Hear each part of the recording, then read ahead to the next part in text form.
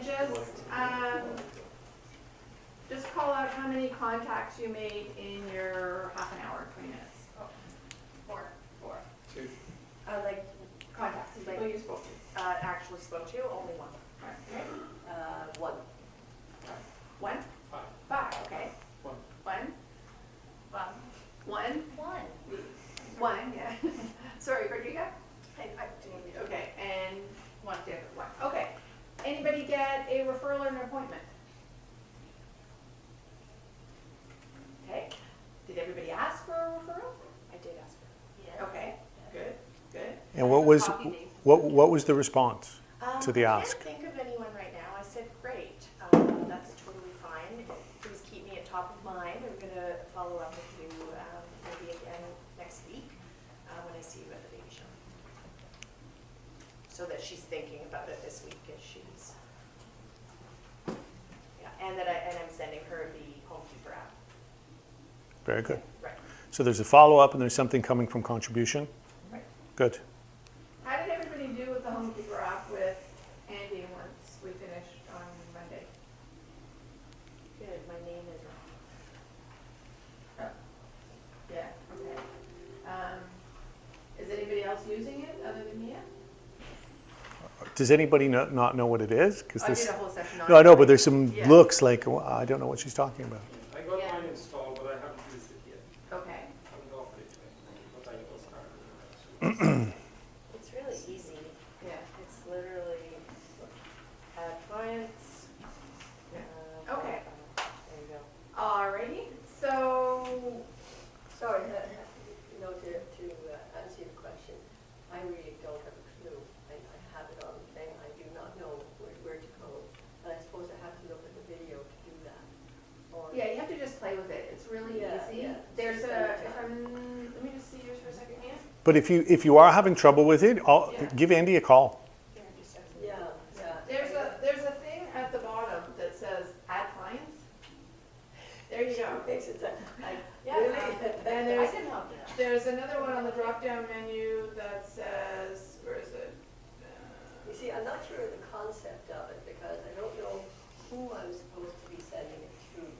Am I supposed to be sending it, like, am I supposed to download all of my contacts?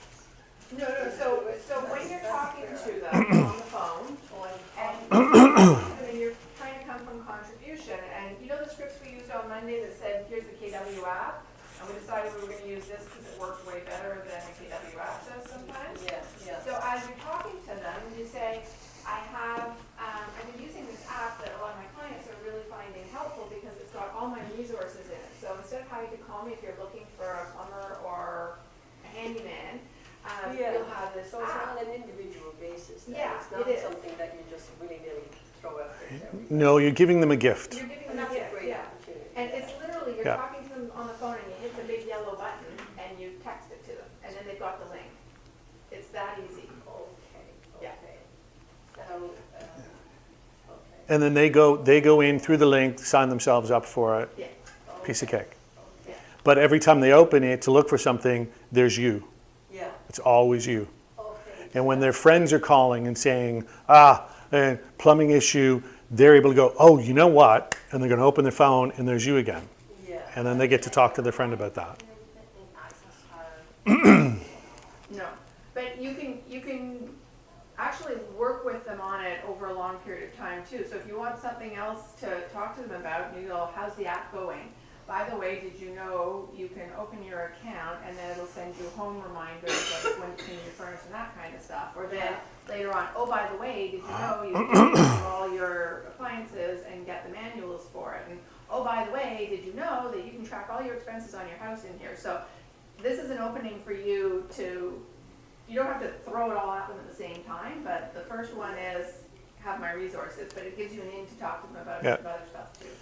In your database, and we'll talk about this stuff this morning, but if you then put a note in saying HomeMinder app given, and that becomes its own search field, now when you're looking for ideas for a touch, you can pull that and go, okay, you know what? Reminder to everybody with the HomeMinder app that you can do this. Yeah, okay. So it goes out and it's just another interesting thing. And again, it's helping them do something. Yeah, because one of the things that you don't want to, I don't want to do is to offer something like that and then not know how it works. Yeah. It's just taking a little bit of time to work on it, and it's the simplest thing Yeah. I've ever seen. Is that There. right? Play- Yellow buttons, vendors. Play with it, put your own home. Super easy. Get your own house set up on it. Yeah. So you see as somebody that signed up what happens. Exactly. Oh, the other thing that's brilliant about, sorry, put it back on for me? Because this was always something that freaked me out about it, is I'm looking at it, and you're looking at our version. So this is our version. When you go into the menu, it says,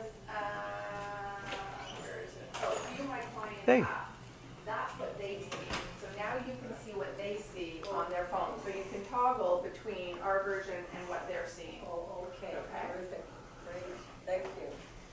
Okay, I'm not gonna spend any more time on that, because we had a brief conversation about it on Monday. I'm gonna turn it over to Philip, Okay. who's going to enlighten you. Don't forget, at the end of the class, please hand in your evaluation forms. It just helps us moving forward. And don't forget tomorrow, or when we get together on Friday, to bring another calling list. Thank you, Lizanne. Thank you. We can do today's session one of two ways. Does everybody in the room actually have their manual with them? So they can scroll through, see the page numbers, everything else? Yes, of Ignite session 2. So again, through your My KW, if you go to KWU and Ignite, it pulls up everything, and we're on session 2.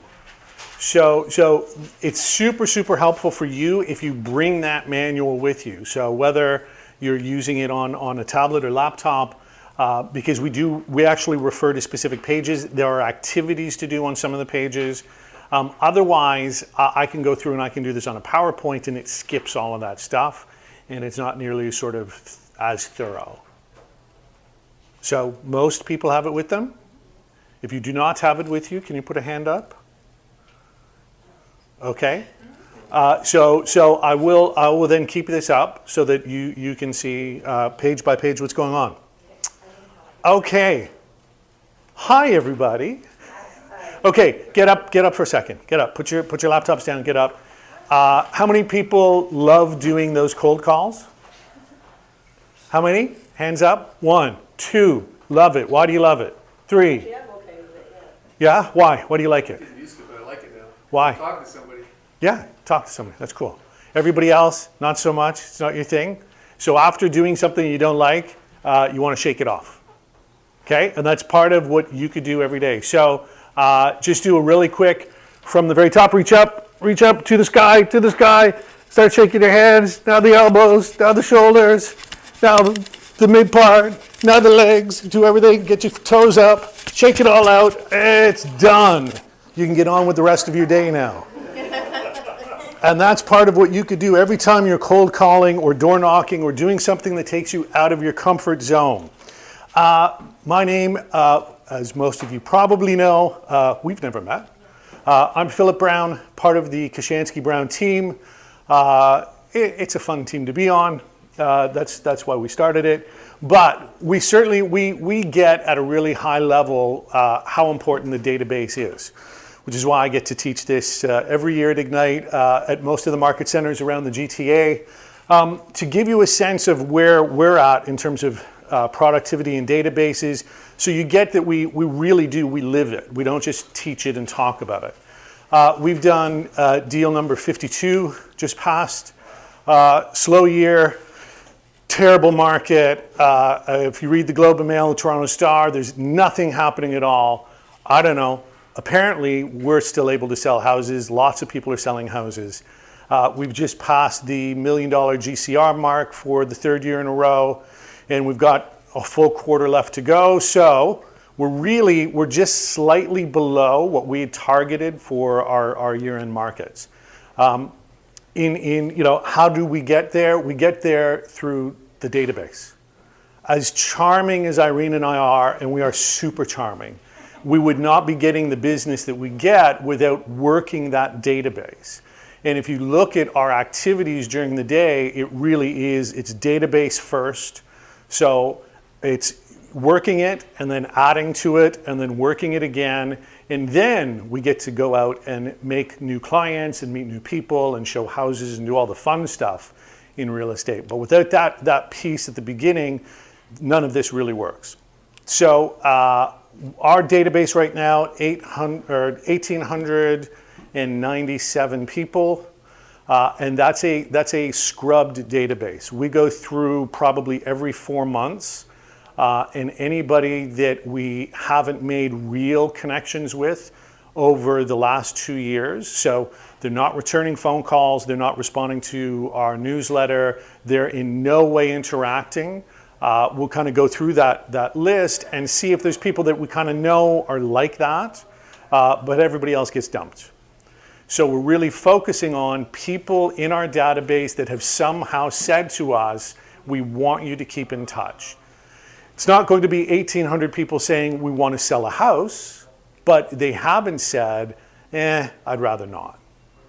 How do we collect them? We've got open houses, we've got door knocking, and we've got database work and referrals. We do not cold call in our business. That's not something that we have found effective, and it's not something that anybody really likes to do on our team.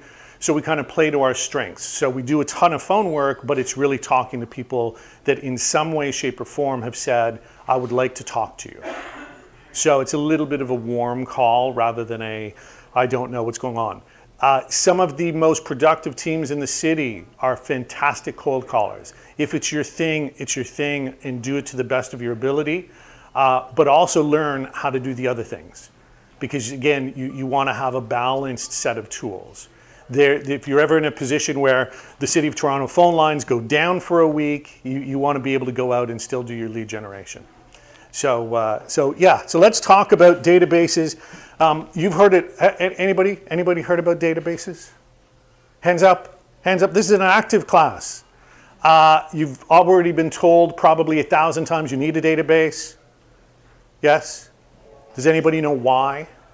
You know what you've been told, but do you really believe it? Is there anybody that does not believe that you need a database to be successful in real estate? Really? You're all converts? I'm not sure. Does everybody in the room have a database? Yeah. Yes? There's some people that are not saying. Anybody that does not have one, hands up. It's okay. No one started with a database. Okay, so we've got three and a half people. Of the people who do have databases, are they formal systems? Are they client management systems, eEdge, Top Producer, that sort of thing? Or is there a homemade, I've got names on a piece of paper? I have like an Excel Excel sheet. spreadsheet? Yeah. Anybody else going sort of the homemade route? Yeah, I've got Excel. Yeah, okay. Yeah. Does anybody know the story of Gary Keller's first database? It's a fun story. We'll talk a little bit about it. Gary, for the first 4 years he was in real estate, including when he became the _1 realtor in Austin after moving from Houston, his database was 2 shoe boxes with 6x4 cards in it. You don't need something super fantastic. What you need is a collection of contact information that has enough notes on it that you can carry on an intelligent conversation with someone, and you need to open it up every single day and start calling it. That's it. That's all you need. So if you are in the business and you're trying to figure out, do I start with super amazing website and whatever, or a database, open up Excel. It's a database. It's got all kinds of columns. You can customize it. We'll go through some of that stuff today on how you want to categorize a database to make it meaningful. But there is no reason why anybody in here by the end of tonight shouldn't have the beginnings of a database. And we're going to talk a little bit about why it's important, not just in terms of doing your work, but really why do people in different industries need a database. So everybody's a shopper? Is anybody shopping online? Hands up. Get used to this. We're going to be doing hands up all day. If you have done any shopping online, where did they initially get that online connection from? In the store. Where? When you go shop, they always ask you for email. Yeah. Is anybody else annoyed by that? I am. I hate it. I'm shopping. I want this to be a really simple transaction. I have $30. You have shoes. I would like to give you this and take those. I don't think I need to give you my postal code and my email address. But we do it anyways. Why are businesses concerned with collecting that kind of data? What do they do with it? Touches, so they can keep reaching out. Yeah. I mean, what do they send out typically? What does a store send out? Specials, sales, coupons. Do you use them all? Do you use any of them? Would you, before that, have been somebody that sort of spread your shopping dollars around a little bit more? But now there's somebody sending you stuff and you kind of go back and you start to build begins with R, relationship. Yeah, it may not be the best store in the world, but you start to go a little bit more and they know that that's behavior that they can then start to monetize. Because they start to understand what your behavior in the store is, what your purchases are. They've got contact info. They can now do marketing rather than putting stuff out all over the place, which is how companies typically did all of their marketing. Now they do something that's more targeted. So being able to build a targeted marketing campaign is something that saves a ton of money from a corporate point of view, but it also gets you in front of the people that have already demonstrated somehow that they want to hear what you have to say. Good examples? Is anybody like super impressed with the way somebody is keeping in touch with you? I like the way Old Navy keeps in touch because they give you those super cash things, right? And it's like, it is a future date. So it brings you back in like a couple of weeks, but then they also get my email and then I get like 3 times the points, and so I get a lot of kids stuff there. Mm-hmm. So, and it's close to my house, so it just keeps me going back there. Like everyone's like, oh, I got this at Carter's. It's literally upstairs at Stockyards from Old Navy. I just never make it up there. So they got me, right? Like they're just smart about it. Yeah. Anybody else have a good corporate story? It's not corporate, but I've shown a bunch of Alex Broad's listings, and I'm impressed with her emails that she sends out. It lets me know about her new listings. If I was a client, I'd be impressed by the amount of business she does. We have an email on our board that she sent out because I had a client that was going to make an offer on properties. She's like, here's exactly what you need to know, which probably saved her from getting 50 phone calls that day asking about closing dates, deposit size, XYZ. So I thought that was pretty good. Mm-hmm. So, Can you give me an example of one that doesn't? One that annoys you? Sport check. Sport check? Okay. What is it that's annoying about it?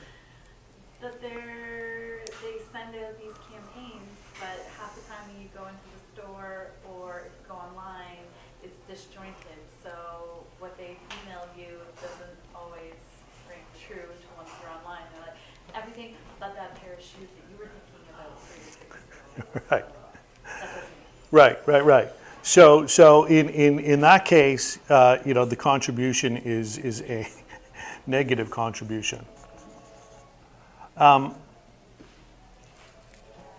In real estate, we get the same things. So if anybody's ever booked a showing somewhere online, you now start to get, here's our new listing, here's our new listing, here's our new listing. Or you get the notices for offer dates, or you get whatever. And again, it can be kind of annoying. All I did was book a showing, and that was a week ago. I don't necessarily want this whole barrage of things afterwards. So I find myself having to spend a lot of time unsubscribing, which again leaves a negative brand connotation now. So you certainly want to avoid that. But in general, if I take something as an example, Toyota has just introduced an online tool to book your servicing. So I now don't have to call to do it. And I'm not always somebody that believes you should bring your car to the dealership. In fact, I think there's a lot of reasons you shouldn't. But it's now, they've made it so easy that I've already booked my next servicing. And I get to do it to my schedule rather than calling and saying, can I bring it in tomorrow, and have them say no. How about Friday? Well, Friday doesn't work for me, and it just goes on and on and on. So again, it's coming from a useful contribution. It's a tool I will use. It's not just a barrage of information. And that's going to be important to think about as you go through the rest of Ignite, because we're going to talk about sort of building your brand and building all of those pieces that are your reach outs to your database once you've got it set up. So that idea, we're going to talk about this a lot. You'll hear it a lot in Keller Williams. The idea that coming from contribution really makes all the difference in all of your marketing and in the way you relate to people as you go through business transactions. So if you're bringing something to them, they're much more receptive to it. When we do the food drive, that really came up as a brainstorming amongst a bunch of people, because we were hearing from agents that it was super scary for them to door knock. So adding the idea of coming from contribution, well, what would make it not scary? Well, if you're going and asking for something that has nothing to do with business, then you get to build these relationships. And then when you go back the third or fourth time and ask them directly for business, now you're talking to somebody that you kind of know. So it was a way of doing two really great things. One was supporting the Daily Bread. The other was getting people used to going out and knocking on a door and coming from contribution. And if you're not doing a food drive, there's any number of things you can do as you develop what the identity of your own business is, that is you coming from contribution. So whether it's Carmel and the Homekeeper app and being able to help people maintain their homes, that's an easier conversation to have sometimes than who do you know that's buying or selling real estate right now. If you're able to bring market updates to people and say, did you know in our neighborhood, as much as the Toronto Star is saying everything's collapsing, 100% of the inventory in our neighborhood was sold last month. So that's coming from contribution. You're bringing things to someone, and it's an easier way to start building that relationship. Okay. And that's really what building the database is all about. So think for a second, and if you've got, does everybody have some paper, scrap paper, something you can write on? So in real estate itself, what would targeted marketing add to your business? What would be the benefits of you being able to have a targeted marketing campaign to your soon-to-be giant database? And just take a couple minutes and see how many points you can jot down. I'm not sure of the question. What would the benefits to your real estate business be of you being able to carry out a targeted marketing campaign?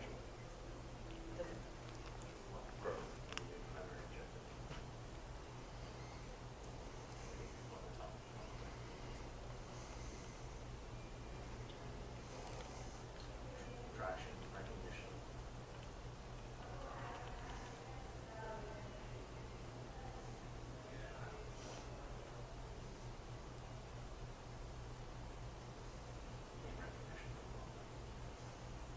First to mind.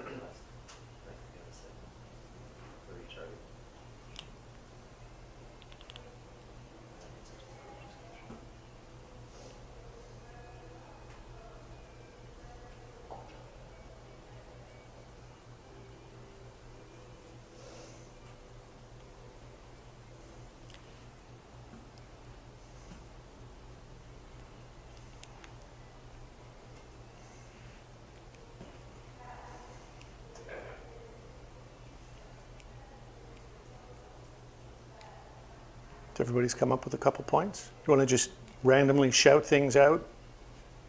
What have you come up with? Depending on the campaign, you could establish that you're like an expert in a certain area. Mm-hmm. Yeah, so you're creating unique value propositions. For me, it would be focus, because if you have a specific thing to do, you know what you're going to do every day. You're not going to wake up in the morning and say, now what do I do? Yeah, That to me is very important. yeah, helps create a plan. I was hearing some good ones from over here. We have growth, traction, recognition, brand development, staying top of mind, and interaction. Staying top of mind, huge. Interaction, big one. Any other ones? You'd have more consistent connections, like they'd be, you know, it would just be more regular, you'd be more regularly in contact with Yeah. them. Yeah, consistency is huge, huge, huge. John? And then from all of that, easier to phone and ask for a phone, because you've got it top of mind. Yeah, top of mind is huge. Let's talk about that for a second. How many agents on the Toronto Real Estate Board? 48,000 Yeah, shifts around, but we're somewhere around. We're just under 50,000 agents. How much competition does that create for you? None. None? Not if you have the right frame of mind. I like that. I like that. Yeah, I mean we have 48,000 people-ish that are trying to get business. So they're talking in different abilities. Some people are better at it. Some people are worse. But they're all talking to other people. There isn't a person in the room. How many, excluding the people you work with, how many people here know a realtor? Has a family member, a friend of a husband's friend? Yeah. Anybody here have a mailbox? Would it be safe to say that in the last 7 days, at least one realtor has had a flyer in your mailbox that isn't you? Yeah, I got 17 one day. yeah. 17. If you're in a hot neighborhood, I don't think my neighborhood's even that. well, but your neighborhood's been identified as an up and coming. Yeah. So yeah, I mean you have an influx of people that are all talking to the same people you want to talk to. So how do you stand out? How do you be that top of mind? And it's creativity has something to do with it, but consistency. And the tool that gives you that ability to be consistent is your database. In outside of the real estate realm, and I still don't understand why this is such a hard thing for realtors to understand. Realtors are the CEOs of their own businesses. And if you were outside of real estate, and if you weren't thinking about it as a sales role, the value of your business is your client contact information. And it's like that in any business. Why is Google Google? Why does it have the valuation it has? It's not because it's really fun to use and it was better than Netscape or Yahoo or anything else. It's because they were better at getting users. And they were better at getting the users' information. And Google has parlayed that into any number of business ventures. And it's that data, it's the client data that provides the core to the value of that business. It's got nothing to do with the team of engineers who may or may not be the best in the world. It's how much data they have access to. And every company in the world wants access to it. And their merger and acquisition model has been in creating more client data.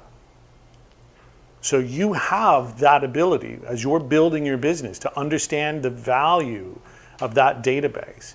Down the road, when you go to sell a business, what is it that's one of the most valuable pieces of that business? Your database, your clients. If I'm buying somebody's existing business, do I care about the staff as much as I care about the number of contracts they have, the relationships they have with those purchasers, and making sure that I've got that? you know, when you do valuations of businesses, one of the sort of unknowns and one of the hardest pieces to calculate if you don't know about the value of information is what's called goodwill. So if I'm running the local coffee shop and everybody's coming in there because I'm super charming, I can sell it and I can look at the sale price based on the volume of business and the profitability. And if someone buying that business doesn't understand the bigger value, which is the client relationships, they're going to pay me a ton of money to take over my business. I'm going to walk out the door and 70% of my clients are coming with me. And that business is now valueless. So it's all about client contact and client data. So in the real estate business, when you come to a point where you're looking at either getting out of the business or getting, you know, into retirement or whatever else, when you go to sell your business or you build a team and someone takes it over, it's that database they want. If we've got 1,900 contacts that with a little bit of reaching out bring us 50 to 60 deals a year, that's a database that's worth money. We can actually chart the value of that. And in some cases, that's how retirements in real estate work. So, you know, someone will put up their client list for sale. They'll bring an agent on for a year and transition them in, but really what they're doing is selling them their database. And if it's you doing it, you may decide that you're going to stay on for a couple of years to continue that transition and do it on a referral basis.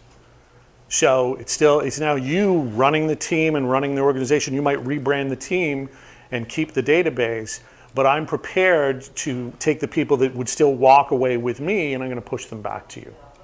And we're going to do a 25% referral on all of those things.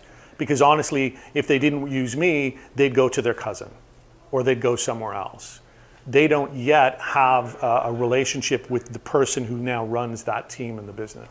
I have a quick question. Yeah. Somewhat related. Well, it's pretty related. So I left a brokerage and came here. And when I left that brokerage, I was part of a team. And on that team, I was given a few clients from that team leader. Like I helped him, so I was technically like his buyer agent, right? Yep. So I helped his clients purchase properties. So I've since left that team. I'm just wondering, like, can I add those people? I don't want to have a bad relationship with the team leader that I left because, you know, he's a friend and I like him. But those clients that I helped purchase those homes dealt with me and liked me and have referred, like I've gotten a referral and they've called me back, but I feel like I'm kind of on eggshells, like I don't really know what to do. Can I add them to my database and send them things? Because I know they're still on his database and I know he's still sending them stuff. Mm-hmm. So like, what are your thoughts on that? You have a team, Yes. right? So And our team contract is very clear on those issues. And I would suggest to everybody, as you get into a world where you may either be joining a team or building a team, that you make sure that contract, the team contract, is very clear, because then there's no questions at the end. So either you approach it and say anyone you develop on your own is yours in perpetuity, or anybody that you talk to out of our database, doesn't matter whether we haven't talked to them in 5 years. If it becomes business, it's our business. And you leave them at the door when you leave. And there should always be some kind of a kind of closing meeting where you say, so of the active people we have right now on the roster, are we prepared to say, okay, they're yours now, and these ones are mine? So you may have people that are under contract to that brokerage, under buyer rep, and they would clearly still be that team's, and you'd be interfering with somebody if you made contact with them. If you didn't have a contract in place that said you're prohibited from talking to these people, then if you know you built that relationship, I don't think there's anything wrong with you continuing to build it. And then they'll make the choice. Do they want to work with you? Do they want to work with the other person? But if there is a contract in place that says while you were here, anything added to the team database is owned by the team, then you can't. Okay. Usually a year or so time limit on that? Again, there is no time limit. There's what you sign. But you can't enforce 2 years later if I was on your team for a year, and then 3 years later I'm with somebody. No, you're probably right, and that's an issue, for the courts and in a lot of different industries, where they look at what is you sort of poaching clients, and even if you've signed a non-competition agreement, courts in Ontario and the federal courts have said you also cannot restrict somebody's right to a livelihood. So if I'm a dentist and I leave an area, you may be able to say you can't work within 1 kilometer, but you can't say I can't work in Ontario. That's ridiculous. I'm a dentist. I deserve the right to work. But yeah, generally speaking, whatever's in the contract is what you go with.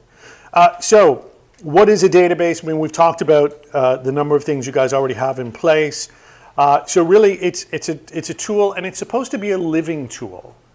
It really is so much easier to pick up the phone and say we're going to do our 2 hours of calling if you can pull up A's, B's, and C's in your list and know the last time you talked to them and what it was. You take that 5 minutes of, okay, no, right. 6 months ago, her daughter was going into med school. So that's a talking point. So how's your daughter liking it, whatever. So it's a living, breathing thing. A database I like to think of as sort of it's your pet. So you need to feed it, you need to take care of it, and you need to grow it. And if you don't do either of those things, it dies. It's pointless. So going through the process right now in Ignite, do you remember how many numbers you said you were going to add to your database by the end of this? Shout it out. 200. So 200 is a pretty decent start to a database. So if you've got that and you wake up every morning and say, I have a database and it needs to be fed. I have to feed it or it's going to die. So I'm going to do calls and I'm going to add some contacts to it. What's a contact? Everybody kind of defines that in a different way. We've stuck to the classic. We go with MREA. So the MREA book says a contact is somebody that you have had a meaningful interaction with. So leaving a message on a voicemail, you don't get to add them into the number of contacts I made today. That's just a phone call. Calls are great, contacts are better. So it also has to be something that has, when we talk about meaningful, it has to have revolved around real estate. So talking to somebody at the front door and it's the nanny, that's not a contact. They're not a homeowner. They're not going to talk to you in a meaningful way about real estate. So if you keep that in mind, adding those contacts, having 200 of those by the end of this process is a really good beginning to a business that is going to be sustainable. The reason we talk about the size of the database, and again, it is sort of this funny, sometimes size does matter.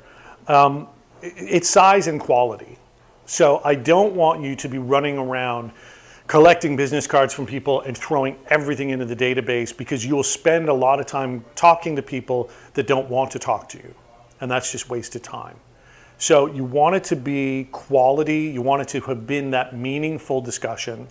You don't have to have met them, but you have to have had some kind of discussion or interchange.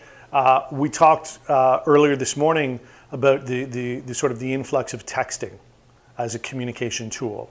And there would have been a time where somebody would have said to anyone in one of these classes, email and texting is not considered to be a contact. It absolutely is now.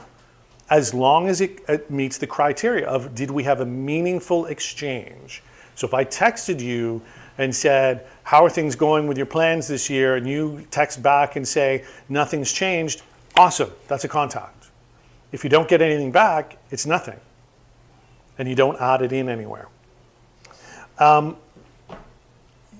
The database size thing gets talked about a lot in different training courses. And the thing that I think is important to sort of recognize in it is that it's what builds the consistency in your business. So if you build a database of 200 people and then you don't feed it anymore, what's going to happen when you've cycled through it a certain number of times? No interest. It's going to be dead. You'll have exhausted all of those potential leads.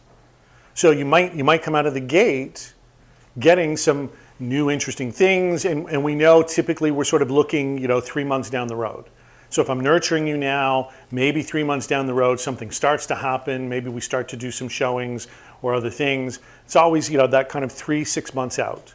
So if I dial through everybody in my 200 and I have sort of a bump and an interesting year, but if I'm not taking the time to add to that database, by the time I've cycled through everything, I've had this like really cool climb. And has anybody experienced the drop after? Yeah, we did. I mean, everybody's gone through it. So it's busy and you're showing and you're doing offers and it's exciting and you're exhausted. And then you remember that it's been 4 weeks since you did any meaningful lead gen.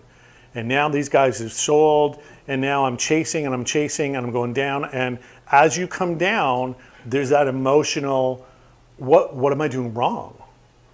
Like I was so hot 6 months ago, and now I'm doing nothing. I'm like hoping that something falls from the sky.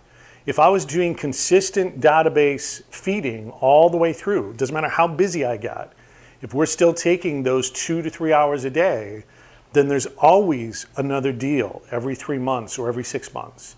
And it builds you this consistent business that allows you to kind of breathe and start to forecast and start to plan for the next year instead of feeling like you're sprinting and then dying, sprinting and dying. And it's not a good feeling to go through. So to make a database a living, breathing thing, you're really breaking it into sort of 3 pieces. So if we go over to, what page are we on? 19. I cannot see the page numbers. There we go. So prospecting for now clients, I mean, that's really what you want your database to do. So what is it that I want to be talking to people about is what are you doing now? What do you want to do now? Doesn't mean if they say, I'm not doing anything in the next 3 months, you hang up on them. But you do want to think of your business as what is the most immediate, and let me nurture some people, and let me sort of build some hope in the harder to reach ones. So you're meeting new people, you're asking for business from your existing database, and asking for referrals from everyone you talk to. That's your daily lead generation goal. So I want to focus on those 3 things. New people, asking for business from existing people, and then asking for referrals from all the other people I'm talking to. Super simple. That gets you the leverage you want.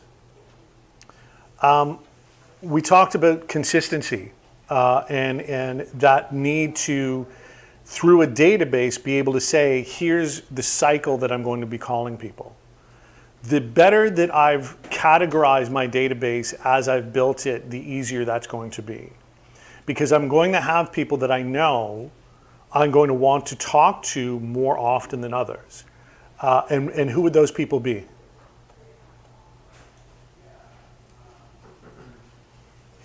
Past clients, I guess. Sorry, Carmel? Past clients? People you've had a relationship with, yeah? Prospects. Hot prospects. Yeah, Sphere, for sure. Let's talk about Sphere for a second. It is for new agents or people kickstarting their businesses again. It is the most difficult nut to crack. And I have literally, every single time I've taught any database or lead gen class, I've had people say in some way, shape, or form, well, I don't want to talk to those people because I'm new and I don't need to bug them. And the reality is, they are your biggest fans. They are your biggest advocates. In life, they've been with you all the way through every ridiculous thing you've ever done. They want to help you. Sometimes, though, they need to be asked. They need to be coached through understanding this new relationship and this new career you're in. So you've made the transition from I'm in film and then doing some real estate stuff to I'm in it.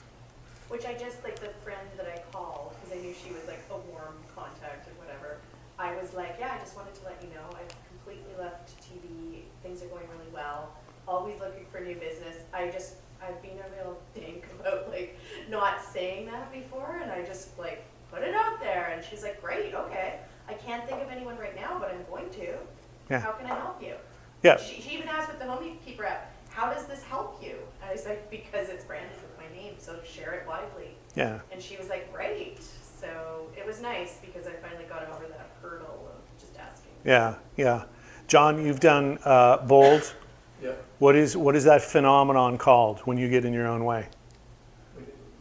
Get in your own way? What's the drunk monkey Yeah. sitting on your shoulder telling you can't, you shouldn't, it's not going to work, right? Every excuse in the book. It's it's uncomfortable. They don't want me to. I'm not ready to. The bottom line is if they had gone off and started a custom furniture store, if they called you and said, listen, I know you guys like this kind of stuff, would love for you to think of me the next time you're going to buy a kitchen hutch, you wouldn't hang up the phone, unfriend them on Facebook, and say, that was a waste of 25 years of friendship. You'd actually say, yeah, just bought a kitchen, yeah. And if not me, I'm now going to think about other people, and I'm going to say to them, I know a great kitchen store. You're a real estate business. You're great. If you've run businesses before, people know your track record. It's so much more about trust and authenticity than it is about the amount of time in the seat. I was just gonna say too, something that gave me a lot of confidence to call my sphere at the beginning is I had a friend who changed careers from kinesiology to becoming a dentist, and he called every single person he'd ever met to come to his dental practice. And if a dentist can do it, I can do it. Yeah. So, like, everybody does it. Yeah, and again, that's building a business, right? That's creating a client list and people that you can communicate with. And it really doesn't matter what industry you used to be in. The people that were there, we're watching this now with Robin, who's just joined our team after 20 years in the travel industry. And she went through her first couple weeks of, no. And we walked through a script, which was just a really simple, I know you know me from travel, but I'm bringing the same expertise to real estate, would love to talk to you. That was it. Short, super short script, and she's getting traction with it. There are people now that want to talk about stuff. Or they're saying, I'm not, but you know what, my cousin is. So it's just a matter of getting out of your own way and doing it. So your sphere, big thing. If you haven't tapped into it yet, please run through your phone, because they may not be in the database you've already got. Run through your phone and put everybody from the phone onto a call list and say, I'm going to call with a very clear, you know what, I've been doing this now for 10 years. I realize I've never asked you about your real estate needs. It doesn't have to be just because you're new. It could just be I realize I have never asked you. Yeah, but the thing is, I just wonder about their feeling. I mean, truly, after all these years of me being in the business, it's just that when I look around at my family, for example, and friends, Yep. the idea is that you don't want to talk to them too often about it. They know you're in the business. My question is, why don't they refer, without having to ask all the time? Yeah, that's it. And I'd really like to know a way of understanding Yep. that from your perspective. That's an awesome question. Why do you think they don't refer? Being trained to. Because they don't think you need it. I think those two things. I think the anecdotal is you seem to be busy Yeah. and you're successful at what you do. The reality though is that they've never been asked. if you don't train your clients to refer, you're certainly not training your family members. And why not? Because I can tell you from experience, it's harder emotionally to realize that they didn't use you than it is to get over your discomfort in asking them to use you. And if you want to, if the whole goal is, I'm worried about kind of maybe merging business and family, and that would be an issue, wait till you're sitting at Thanksgiving dinner and somebody starts talking about the new townhouse they bought. You want to see how fast a dinner goes sideways? So while you were on eggshells trying to protect this relationship, they went out and did something that actually hurts you. So what in your opinion, is the script for that? I mean, you say yes, it's very straightforward. Yeah. But there's something missing though, that I think in the way one asks for it. And for me, I just don't understand it. So do you have any nuggets of? I do, but I would love to hear from somebody else. Somebody else have a script that they've used before with family or friends that you found was a good, succinct? I don't have a script, but I'm just going to say communication. Like I met a friend of mine who said, how often do you keep in touch with your best friends? And I say, once or twice a year. Well, he talks to his best friends, twice or 3 times a week. So my sphere, how often am I calling my sphere? I just am not calling them. So I think that's step 1. We talked about regular, top of mind. Yeah. Call them and ask. If you call them monthly, your top 10, top 20, that's not a hard thing to do. Talk to your best 20 friends or family and ask. Yeah, I think honestly, I love scripts that really address the elephant in the room. And we've used similar ones when we realized there's some people in our database that we really liked working with, but it's been like 5 years. And you sort of hit that, oh, well, they probably realized we never called back. I look like a jackass. I don't want to make that phone call because then I'm saying I'm a jackass. So start with that. Start with, I can't believe it's been 5 years since the last time we connected with you. And so much has happened on our side. What's been happening with you? And they just go straight into, well, over the last one we did this and we bought a cottage and they pick up because you're the one who reached out.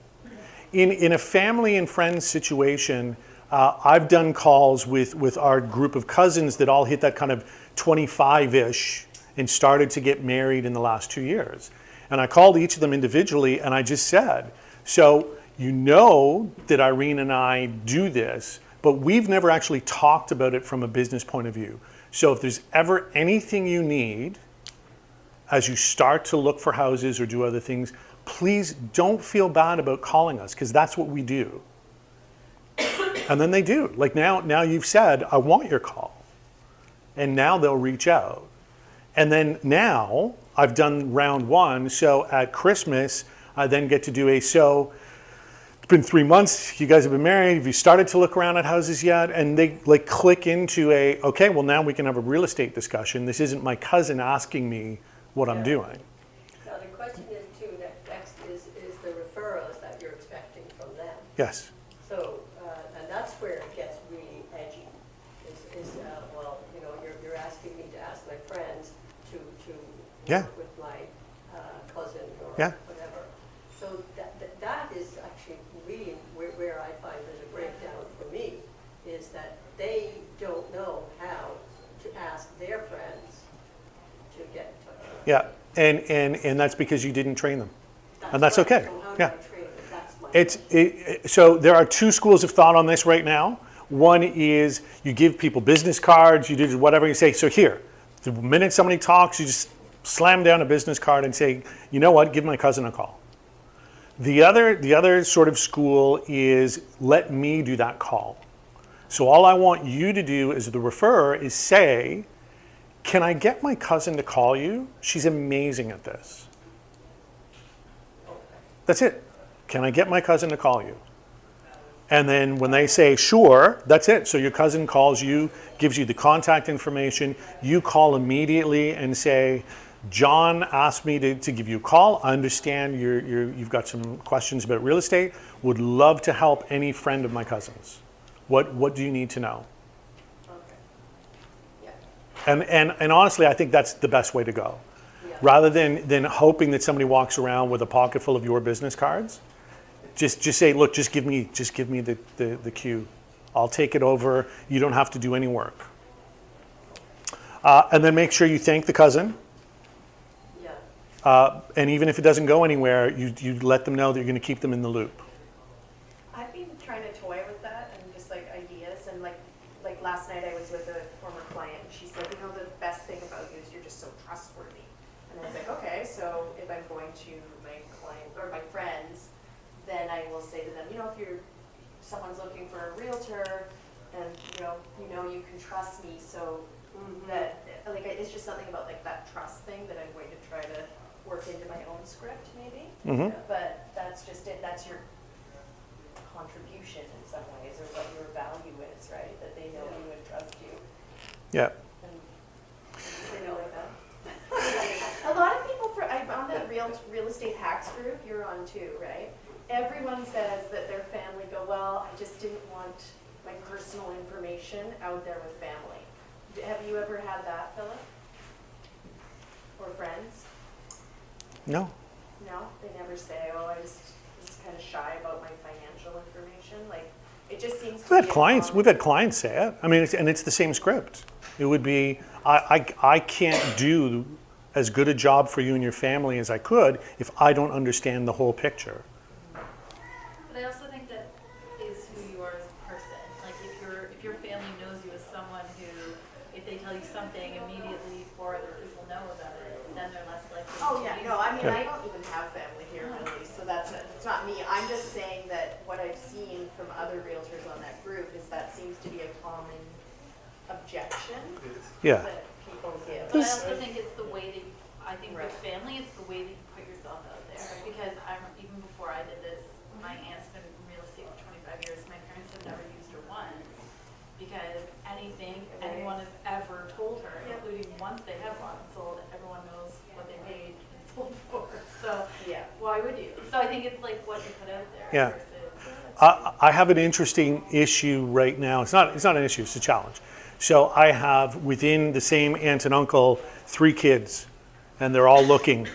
And I have mom calling me to say, so what are they thinking? And why does Michael want to farm? And why does Zach want to live out in Aurora? And why is Jess intent on being downtown? And I have to say, you need to talk to them. It's what we talk about is what we talk about. You're my aunt. I love you. I'm their realtor. So it stops here. So again, it's just training people.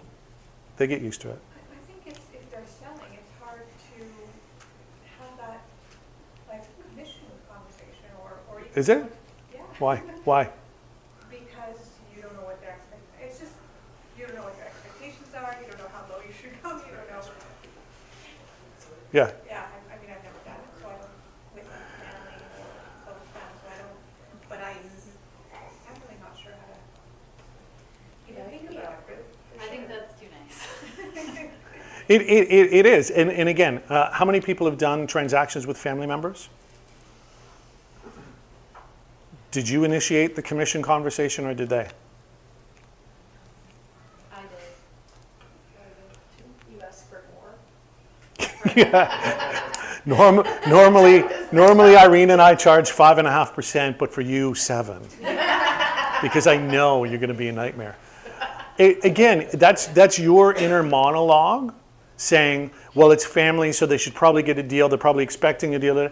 Nobody's ever said that to you. Now, if a family member that you're talking to says, by the way, because it's us, I'm wondering what you can do on the commissions, then you can have a commission discussion with them using the scripts and objection handling skills you've picked up. And really the best one for me is always, business and family are separate. So, what I charge my best client is blank. And I'd be happy to give you that same deal because I expect over time you're going to want to be one of my best clients. Right. I mean, you could say that. I would have a little bit of trouble with my best clients because how many have there been, right? But they don't know that. And here's the challenge. If you start, and this is whether you're building your business from your sphere or just building your business, there is this bizarre sentiment that you should start by sort of discounting because you don't have the experience. And I guarantee you can never change that expectation in a client's head. So 5 years later, when you're now doing 30 deals a year and you're one of the best in your area, and that same client comes back, because that's the cycle, and they come back and they say, well, but you only charged me 3% the first time. Why would I pay you 6% now? It's really Because sad. you set that expectation. It is, but again, it's a business world, and you can be on the, I think, commission should always be 6%, and I would never take anything less.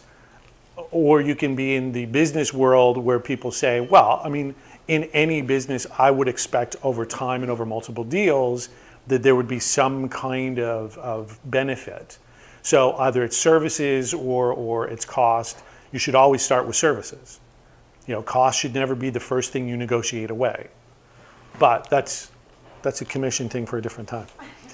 Okay, so maximizing your database. So your contact, classify, and then your campaign. The 3 C's of building a successful database.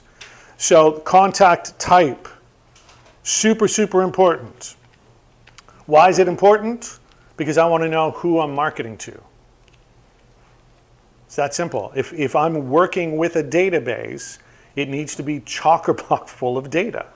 And the better that I can organize that at the very beginning, the better that I can categorize it, then the more useful that tool is. So if I've got hobbies in there, if I've got whatever in the different verticals that I'm building my database through, even if you do this with Excel, you can then run through and do I'm going to do a mailer for sports fans. I'm going to do a mailer for people living in Leaside. I'm going to do a mailer for, you've got all the information right there. It's so easy to do. If you try to do all this stuff on your own, it becomes debilitating. And then you lose the consistency. And again, it's the consistency that makes this a super valuable tool. So what kind of a contact? You have your METs, haven't METs, and referrals. Does that sound fairly self-evident? So met, you've met. Haven't met, you haven't. Referrals are somebody that are on neither side of that list. You want to be in your database activities, your calls, your visits to people, your coffees or whatever, you want to move them into METs. So when I'm talking to you, we'll talk about some real estate stuff, but I want to meet you. We haven't met. We've talked for 2 years. We haven't met. When do you have time for coffee? So that's the goal, is to sort of push everybody from one level up to the next one. Because it's the METs that become your most evident area of new business. They've met you, they know you, you're calling them consistently. So when you say, so what's happening? They say, actually a month from now, we were talking about having you guys in. And that's one of the most important pieces of keeping consistent. When do you know when somebody who could be a buyer or a seller is going to be buying or selling? And then tell you. Yeah. You don't know. So anybody ever go through MLS and see a name on a listing that's in your database? Yeah. And your first question is, why didn't they call me? Flip it around. I bet you the last time you called them was probably 8 months ago. And it's likely that at that time they said, not doing anything this year. So I don't know. In my life, we do a plan for a year. I don't know if it's 3 months before that gets derailed. So in the conversations you're having with people, you need to understand that by consistently calling and emailing and talking to your database, you have the best intel of anybody else that's putting stuff in their mailbox. And it's that consistency that leads to business. So when somebody says to you, I'm not thinking of doing anything this year, make sure you call them at least twice that year. If they say 6 months, you call them every 3 months. You cut the time in half, because you never know when life changes for them, and you don't want to be the person who finds out that, yes, you were talking to them, but so were 6 other people, and the one that called them the month that they found out they were being transferred was the one that got the listing. So keep in touch. Just a question about the information that you get. You know, you want to have your complete database. You want to know their hobbies, etc. If you don't happen to know them, Yep. at what point do you ask these questions? Like, they're all on the database about the hobbies and all of that. And I have to admit, you get to know, but I never actually write it down. It's a ton of information. How do you get all that information? Yeah. From these people? It's tough, and you certainly don't want to come out of the gate with a survey. Yeah. But you do add, we have something that's called a lifestyle questionnaire in our buyer folders, and we just keep adding to it. So every phone call, you add another couple. Yeah. So you ask the buyers, question. For sellers, you know, Sellers is easy. Yeah. when you get to know them. Anyway, Yeah. after you get to know them. So, Yeah, I mean, everybody's a potential client first. We don't know whether they're going to be a buyer or a seller. They're a client. So we just keep, as we stay in touch with them, you may ask another question. So, yeah, and add it in that way. yeah, Okay.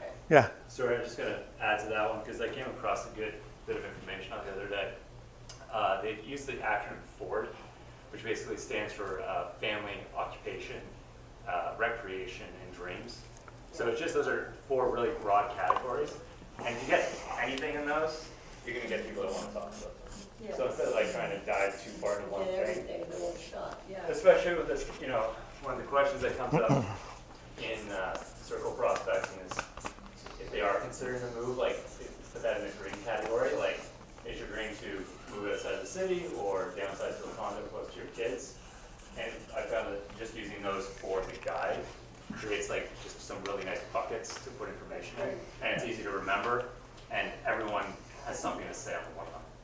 You ask them about the Blue Jays, and they hate baseball. What's the point? Yeah. Wasted Great. time. Yeah, very cool. Ford. Yeah. Family, occupation, recreation, and dreams up here on the board. Yeah. And again, it's really, it is the fun of building those relationships with people. But making sure that you take notes. So you're having the call, and as these things kind of come up and you're working through some of those questions, make sure you write it down. There's a video that's part of this section of Ignite that I'm not going to show because I honestly find it to be, there's no information in it. It really just demonstrates in a comical way the difference between having an organized database and not having one. And one of the things that they highlight in the video is someone being on the phone and not knowing who they're talking to. Now, can that happen? Probably. But the reality isn't so much that as it is you may not have made good notes the last time you talked to them. And one of the things that has happened fairly regularly in our business, because we do work with a lot of seniors, is you have somebody pass. And man, do you feel like a donkey when you say, and how's Margaret? And then you sort of, there's this long pause on the other end of the phone. You go, oh no, she's gone. And now we're at a half hour of discussing and whatever else. And then you need to make sure that goes into the notes. Because we had an issue come up with one of our mailers where someone very nicely said, as you know, Margaret's passed, so could you not address Thomas and Margaret? It's just, it's difficult. You go, absolutely, we're so sorry that happened. And then you go into every database you've got and make sure that your mailing list and your phone list and everything, take her out. It's tough. The obits every day. No, we don't do that. So different sources. Your Mets clearly, people and put into your database. Fairly simple to understand where to get those from, but haven't Mets. So looking at sources of getting names of people that you haven't met in a meaningful way, and that's what we're talking about. So haven't met and had a conversation about real estate. You may have bumped into them. You may have dropped the kids off and said hi. You may have whatever, but when you're thinking about areas that you can mine database people from, so we're feeding your database, give me a few different suggestions of places that you could, because there's groups of people that are there, you just haven't yet said, hi, I'm not just the dog's owner, I'm also a realtor. So come up with some. Your kids' sporting activity? Yeah, that's the go-to one. Can I mention one thing with that? I'm still working on my ability to. I coached baseball for 20 years. Last year I was coaching a team. And there was a realtor parent in the crowd. He was walking around handing cards to every single person, including me. I'm a realtor. Yeah. I'm here. I just thought, for all these years, I've not done that. And have I done it since? I still haven't. Yeah. Thank you. What was the reaction? For me? No, from the people there. Oh, thanks. And then I said, these Yeah. are my people. I bet that's it. Because I was talking to the group.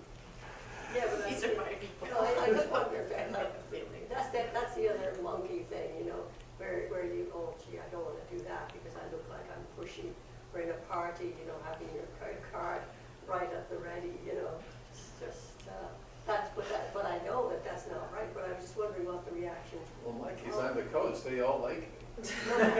But yes, reason for no, me not to do that. but I think what Carmel's asking is, was there a hush in the crowd as everyone voiced their disapproval of this? No, no, Community groups, like just Junction group, yeah. that's where. Yeah. Be involved in those local groups. There's if you're a South Etobicoke person, virtually every neighborhood down there's a New Toronto group, there's a Long Branch group, there's a Mimico group. If you're involved in any school, there's a school group that's outside of the TDSB pages. There's alumni groups. There's any number of things. There's scouts. There's Girl Guides. The list goes on and on and on. The funny thing for me is that often people aren't accessing those things. Sometimes they don't even know where they are in their own neighborhoods or in a farm that they're starting to develop.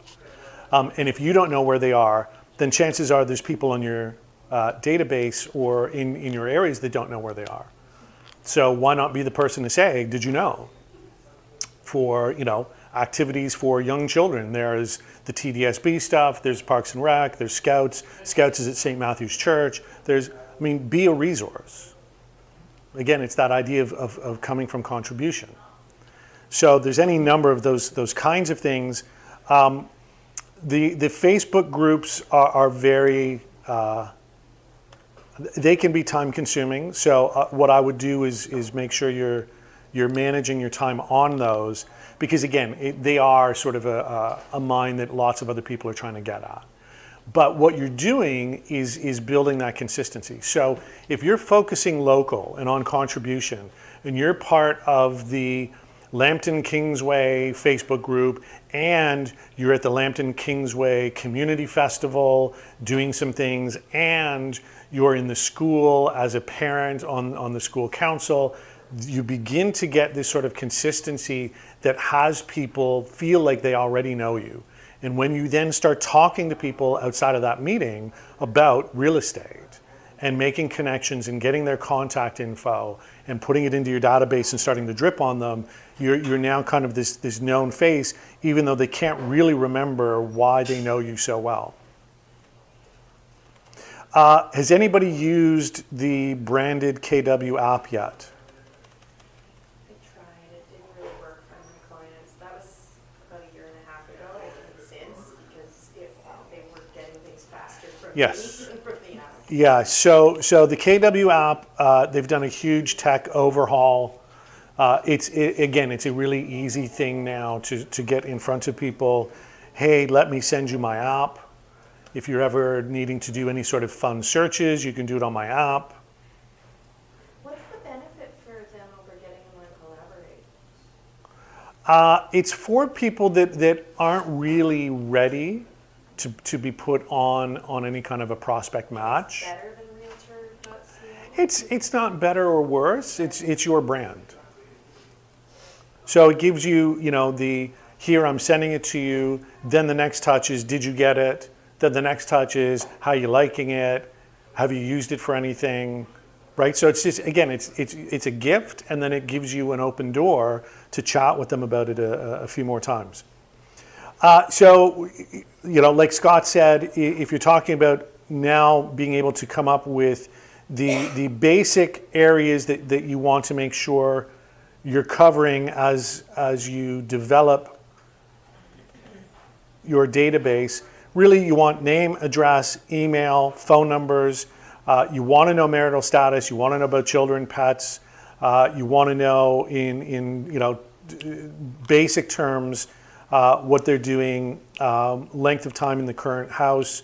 Are they active on social media? Where the one caveat to that is if you're just meeting somebody, I would do a progressive social media touch. So it's really creepy if I talk to you and I say, yeah, sure, I would love to hear about real estate sales in our neighborhood, and then you friend me on Facebook, and then I get a LinkedIn thing. Like now it's you're chasing me. That's weird.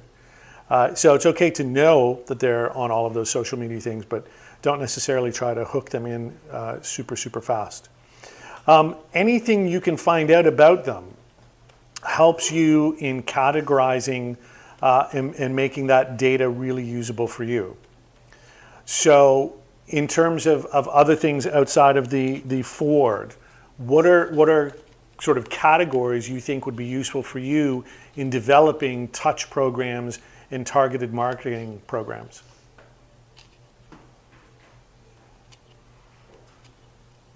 Anyone? Yeah, I would say age is a big one. Why? Depending on where they're at in their life cycle, maybe they've just had a baby and need to move from a condo to a house, or maybe both their kids have just gone off to university and they're looking to downsize, or they're elderly and they're looking to move into retirement living, need to sell. Yeah. People have certain benchmarks, certain points in their life that are pretty reliable within sort of 5 to 8 years. You can kind of bank on it. And sorry, I'm just going to throw something in with the social media thing, and I totally agree with not being creepy, but you can still be creepy and pull all that data without them having to know about it. Right. You don't have to. You don't have to friend If them. they're married, if they have kids, if they have 6 cats, with them never finding out. It just really depends on how much time you want to invest in it versus the return on it. One of the things that I really love, and it's this sort of last line at the top of the screen, because again we sometimes beat ourselves up for not having great data. Well, that's a touch. That's calling them and saying, you know what? I'm going over all my stuff. I don't have your birthday in here, and I love sending out birthday cards. So, like whatever you're missing, just ask them for it. And it's a whole other conversation, and it's not specifically you asking for business. It's saying in our records, this is what one of the ones that I love, and it was hoisted on us by the Privacy Commission, is the need to get their permission to email them. So what a great touch. Under federal law, I have to ask your permission to keep emailing you my newsletter. Do you still want to get it in email? Do you want us to post it? How are you liking it? Were there any articles? And it turns into a conversation. And really all you were doing was saying, I have to do this.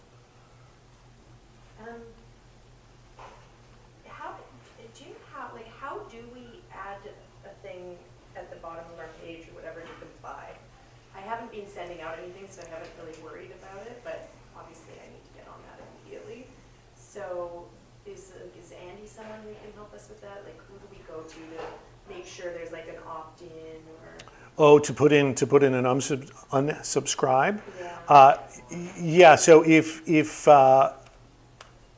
depending on what programs you're using to create things, they should have that internally. Okay. So things like City Blast and all those other things come with that tool already in place. And if you're just sending out your own homemade newsletter, then you just type in, please, reply, unsubscribe if you would like to be removed. And then again, this is sort of a housekeeping thing. If any of your own clients or your own contacts say, please remove me from your list, you then have to forward that to Andy, because Andy has to scrub them off of this list, because it applies to you singularly and to the brokerage. So anyone that says do not mail or do not contact has to be. What do you mean, he has a list of all Yep. the contacts? Yep. How does he? Yeah, so again, I'm not sure if we're still using, I can't even remember the name of the company that we were using. No. Real Web Leads. So that's who was providing our do not call registry. And the guidelines are that if anyone says to anyone, don't contact me, that name has to then be added to the do not call registry for the brokerage. Yeah, but what I've done in that case is just, it gives you an option to do that, and you click do not call, and I assumed it automatically went into If you're on the Real Web Leads stuff, absolutely, yeah. So it goes, But if you're just emailing somebody and they say, please take me off, then you need to forward that to Andy and say, add it to the do not how call. would Andy know about my database? You would forward him the email that the client said, please remove me, and say, could you please take this person off? And they just do it by name. But I'm not understanding you, because you're saying then that Andy has access to my database? No. Andy will add it to the Real Web Leads do not call list. Oh, So the next time somebody says, can I get all the phone numbers or all the addresses on the call list for this neighborhood, that one is now off of it. Okay? Okay, so feeding your database. So we've got scrap stuff. Does anybody actually have their database with them? Access to? Okay, so if you take the phone calls that you did this morning, and now take sort of 5 minutes, because nobody had any more than 5, and add them into your database. And categorize them as either Mets, haven't Mets, or referrals. And put in any notes you need to put in coming out of that discussion. And then see if there's in your database as it sits, if there's anything you realize after having kind of looked at this list of things that you don't have. So if your information is really sparse, make a note to actually call them back and start to get some of that information. Okay, so just take 5 minutes to do that.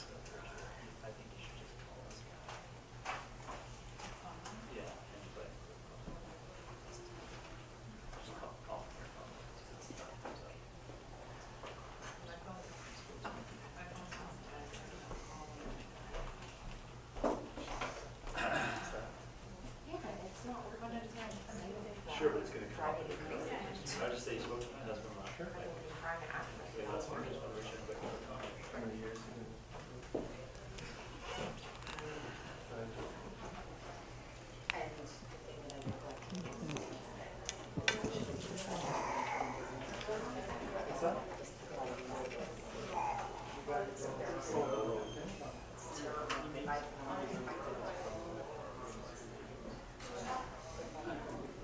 Done which? Oh, not for like probably next year. I can't, the third segment, I can't even write until mid-November. So I've had to slow down my people timeline. in 10 years. Doesn't make sense. Yeah, a couple different things, so it's, I gotta choose one. Like switch, Yeah, I mean, all of it's for myself, so it's gonna but, yeah. That's Yeah, a little bit consulting. Small side business. Yeah, me too. It's a restaurant. I have to leave because I wanted to visit this Valhalla. Yeah. Software, yeah. September. Sure. They start at 12:15 Yeah, presentation. no problem, no problem. So,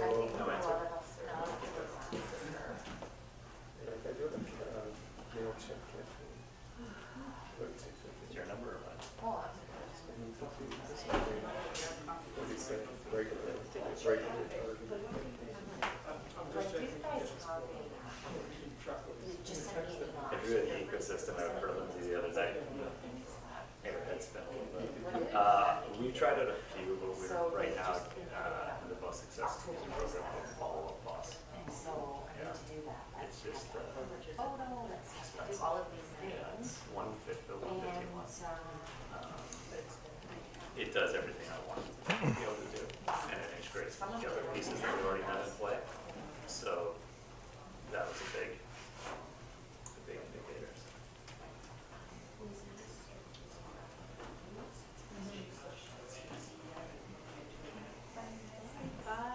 See ya. Okay, we got that done?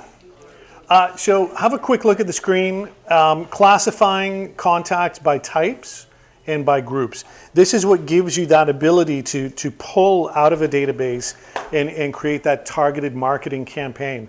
So as far as types, you got buyer, seller, both buyer, seller, sales representative. Why do you care if there are other realtors in your database? Don't give them your ideas. How does that help you in your marketing, your targeted marketing campaigns? They may have a buyer and you've got a seller Yeah, come together. yeah. How many times have you been hoping for a pocket listing from somebody? So as much as it may seem like they're your competition, they're not. They're sitting on houses and they're sitting on buyers. So we run whenever we've got an exclusive, it goes out. So we pull realtors, West End, it goes out to them before it hits the market. It comes here and it goes to all of those people. If we've got a specific need, client looking for, then it goes out to all of them. I would love to be able to get my people houses before they come on market. I'm sorry, like a pocket listing, this was the first time I heard this yesterday. Is that an exclusive? Yeah. It's either it's signed as exclusive or you've got a client that has always said to you, listen, you bring me 2.7, we'll talk. So they may not be signed up on something, but they are if the right circumstances came along, I would let you do a showing. So they're not a client, they're just a... Put that out to other realtors? Yeah, for sure. Simon Rodriguez in our office last year decided that he was just going to go for it, and we worked on some scripts first, and he went into Rosedale and just started banging on doors, and found somebody who said, "I've got, if you get me $10 million for this," and we went and did the comps, and it's a $10 million home.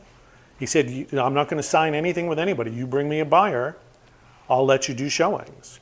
And initially the guy said, but that's it. Like, you go, you find the buyer. And then Simon circled back a couple weeks later and said, well, you know what, I'm happy to do that. How about you and I sitting down and you just show me the house and give me the features and let me take some pictures so that I can market it. So that was another sitting with this person, walking through. They did a 5-minute walk of the house.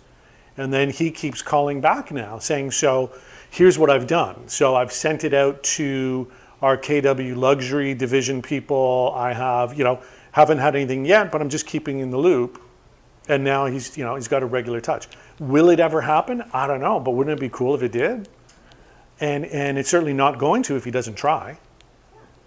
So it's a really, really kind of neat way of doing things. But when people do exclusives, they're looking to double end it usually, right? So putting it out to, Yeah.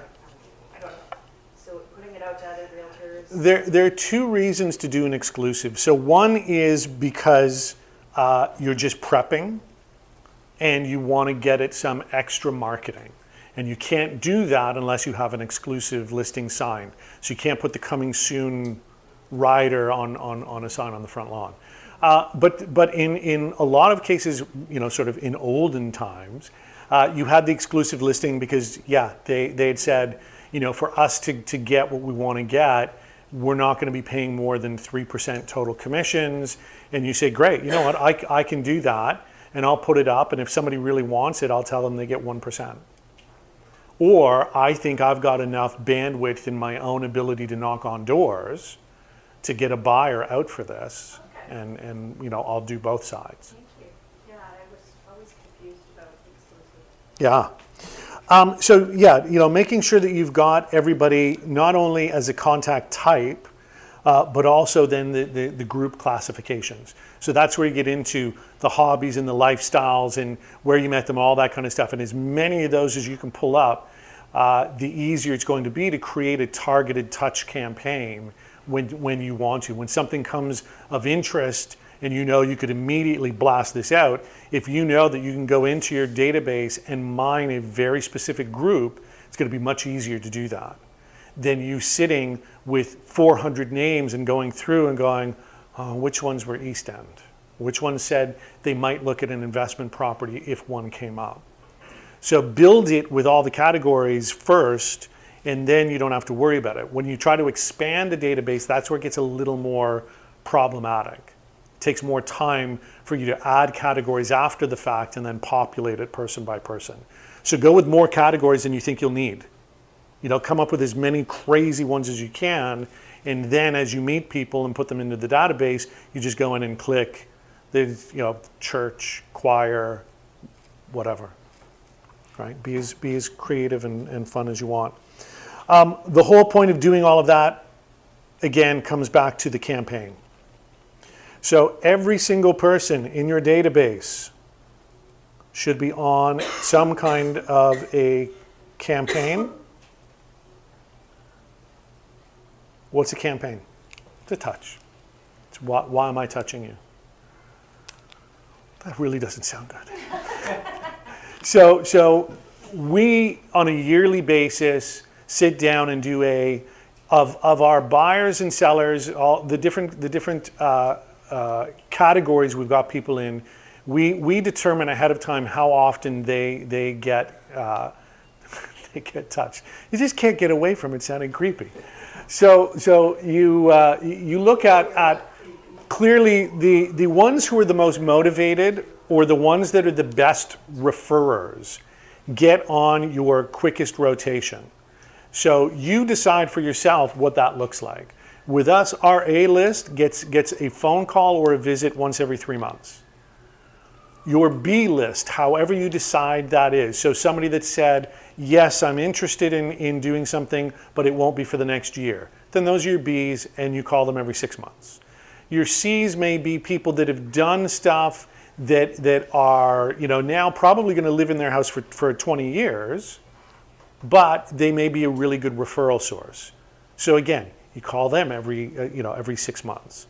You now have a plan in front of you where every day you get up and say, so I said I was going to do 3-month calls of all of my A-listers. Well, A-listers, I'm going to do A to D this week. I'm going to do E to H next week. I'm going to do, so again, it's there. Your plan is there for you. You wake up, you go, oh, I'm halfway through the C's, I'm almost there. Then I get to do the D's, and that's hour 1. But I've also said hour 2 is now getting at my B, C, and D lists. So those are the every 6-month calls, or they're the once a year calls. So you're splitting them up, and again, your phone call time is most immediate to just checking in and seeing how things are going, to, hey, let's see if we can move you up in urgency a little bit. The campaigns themselves are totally up to you. We have systems that we've developed at Keller Williams. They are based on looking at the best traction of anybody in sort of KW worldwide, and this is what we've come back with that seem to be the most successful touch systems without getting super in everybody's face. So 8x8, what is it? What do you think it is? Even if you could read. 8 touches in 8 weeks. Yeah, 8x8, 8 touches, 8 weeks. What's a touch? Anything. Is it email touch?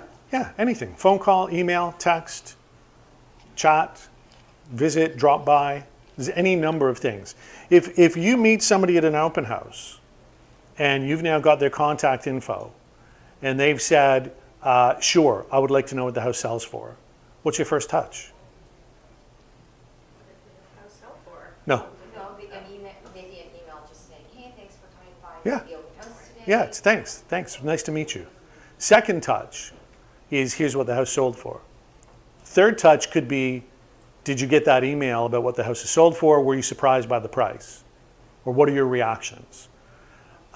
There's any number of things you can do. If you can come up with 8 different things to do once a week for 8 weeks, you can create a campaign. For new touches, we know that if you keep in touch with them in some way over an 8-week period, they start to again develop that sense of you being first in mind. And if you're coming from contribution, you've now established yourself as being much more useful than 99% of the other realtors they've met. Because most people's interactions with realtors are, do you want to do something? No, bugger off. And they never hear from them again. Stats on using realtors, anybody know those? If you've sat in any of my classes before, John, you probably know these by now. No? So when NAR interviewed people who had done real estate transactions and asked how the transaction went, there were probably 90% that said it went very well. And 75% of people said, I would use the same realtor again. And when they then charted what their second transaction was and the number of them that used that agent again, what do you think the number was? 23. 23% used the same realtor a second time. Why didn't they use their original one when they said they would? Because the realtor never called them again. Shame on them. One of my best friends said, I love you dearly, but I'll probably go with Norm Scott when I sell. And I was like, first I was like, you. But then he comes every year personally with a really nice bottle of wine for her. That was over 10 years. Yeah. So Yeah. Think about that. I'm getting her champagne. So Yeah, you gotta up it. You gotta up it. But no, it really is. It's that consistent contact. You know, there's lots of people we would probably use over and over again in any sort of field, except that they don't keep in touch. And your immediate reaction to them not keeping in touch is this negative, oh, so you used me once. And nobody likes feeling like they're being used. So why is it there's all this business on the table and realtors aren't getting used a second and a third time? It's because they're not staying in touch with their people. One of the things that we do as a team to keep in touch, so we have what we call the Orphan Program. And every transaction we do, on the year anniversary of it, we do 2 things. So we make sure that we send hey, you've been in your new house a year. We've already talked to them probably 4 or 5 times during that year. But they get, a anniversary card or something. So 1 year in your new house. The other thing we do is we send something out to the other party in the transaction. As a hope you've had a great year. If you ever need anything, give us a call. Because we know that 75% of the agents involved in those transactions didn't talk to them again. They're well past their buyer rep agreement. Buyer rep agreement's over. The minute they sell a house, it's over, unless they sign a new one. And if they've signed a new one and they've started to look for something else, then we say, oh, well, good luck.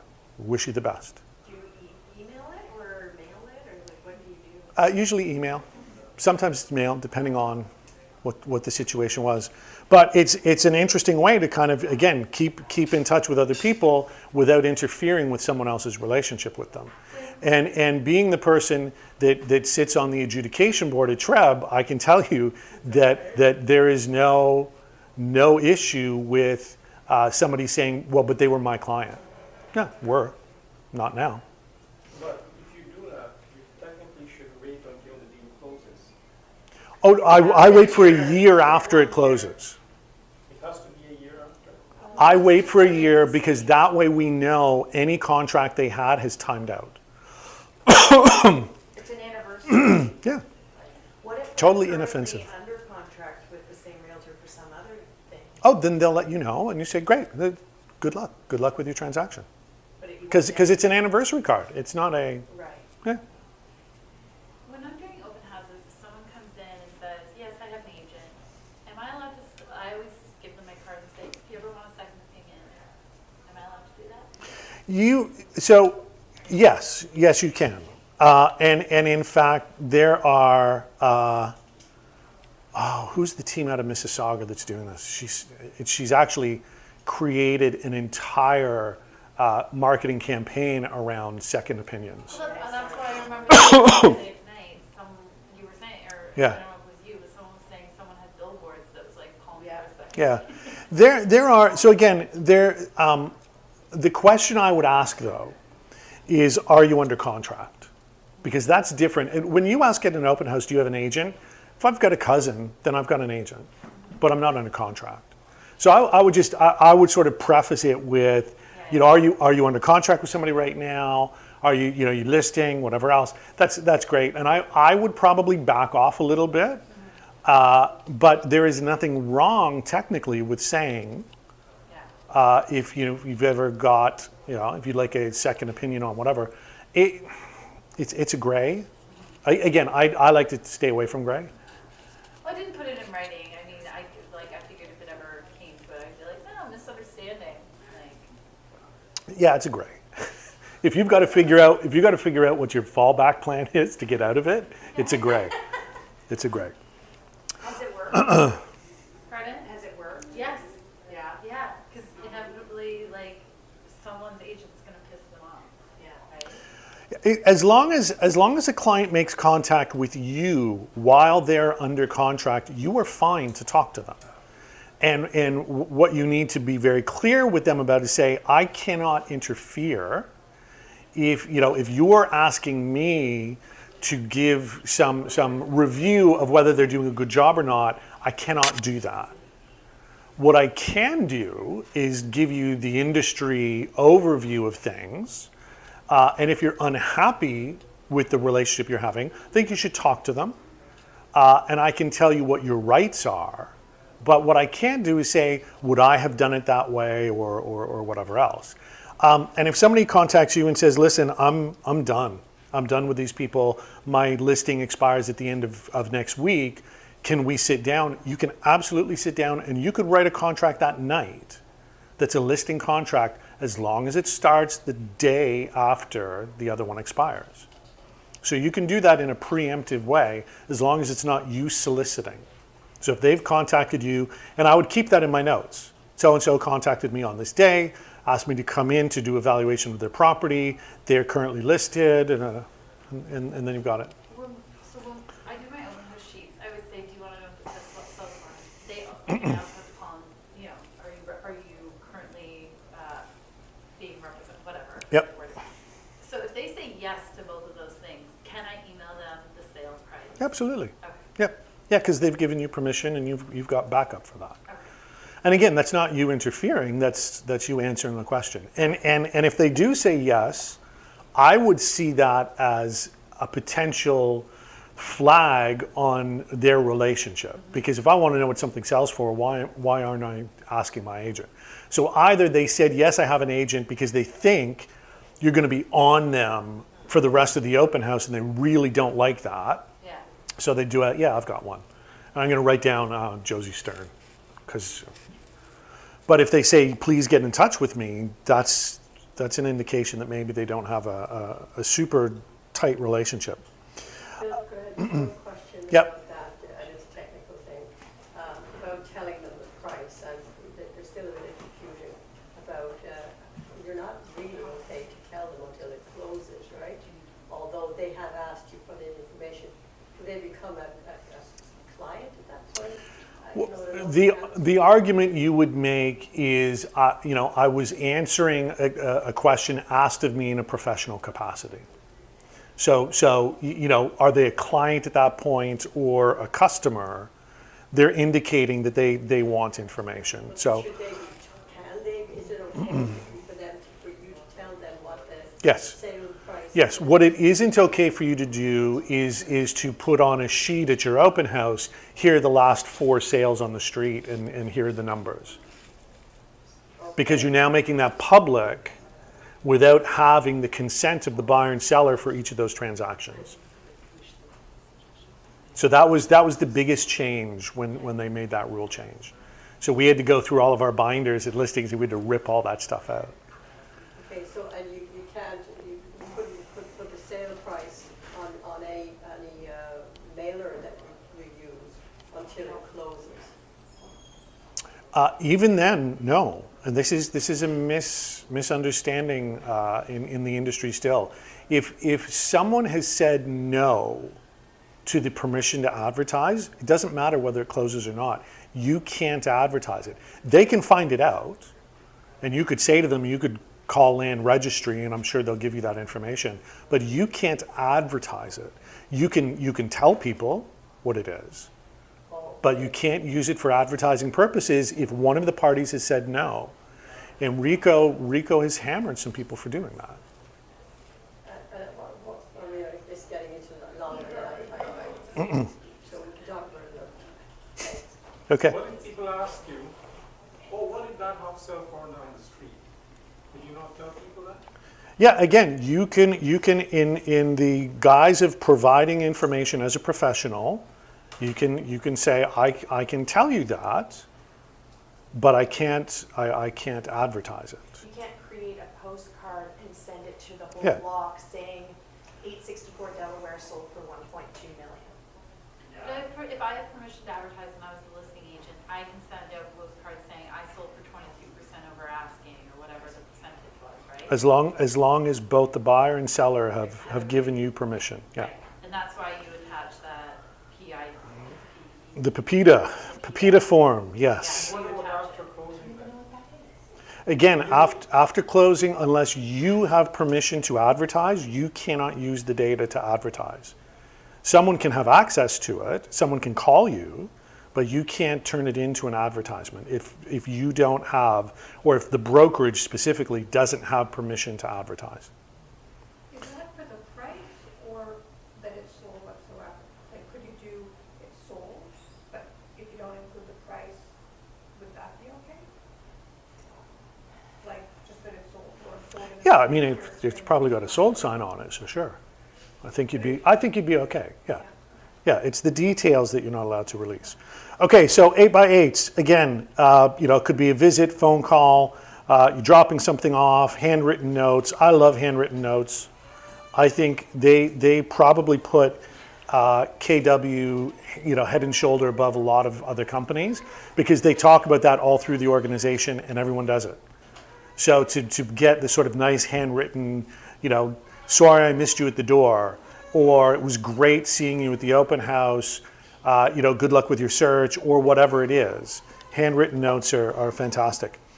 After the 8x8, you then put them on the second series, which is a 33 touch. Does that sound like a ton? Yeah, daunting. How many weeks are there in a year? Right. If you can come up with an idea once every other week, you've got a 33 touch program for the most part. If you look at things like doing your own sort of newsletter, if you're doing that quarterly, that's 4 touches, you're now down to 29. If you're now calling people and emailing them once a month, that's another 24. We've got, up to 28 now. Can you find 5 more things to do in a year? Probably. 5 holidays you want to send somebody a holiday note about? So there's your touch program. I really like, there's like a spring, summer, you guys probably done it too, but I really like the spring, summer, fall, winter, things you should do to your house. Yeah. I love that. It always makes me go, oh yeah, the gutters, And whatever. it's really, it is super easy to do. You don't have to be a great writer to do a lot of that stuff. There's, most magazines run something about what to do in the spring, or winter or whatever.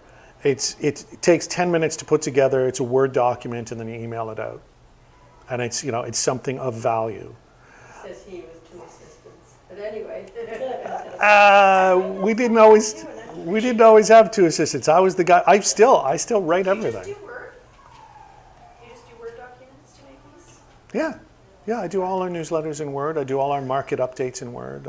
So they're like attachments, not like they don't just come up on the. Yeah, no, they go out as an attachment. So again, Irene will then take that and email it to whoever she wants to email it out to. All I get is here's what I need, and I need it Friday. So I sit down and write it, and that's that. The items of value. So we talk about that a lot in campaigns. Be very careful not to fall into two different camps. One is I need to spend money to establish myself as a brand in a farm or in any area I'm working in, because that's nonsense. You will get more traction in any neighborhood in the city by showing up there regularly and knocking on doors than you will by sending fantastic things and dropping them off in fruit baskets and whatever else. Those are all lovely things to do.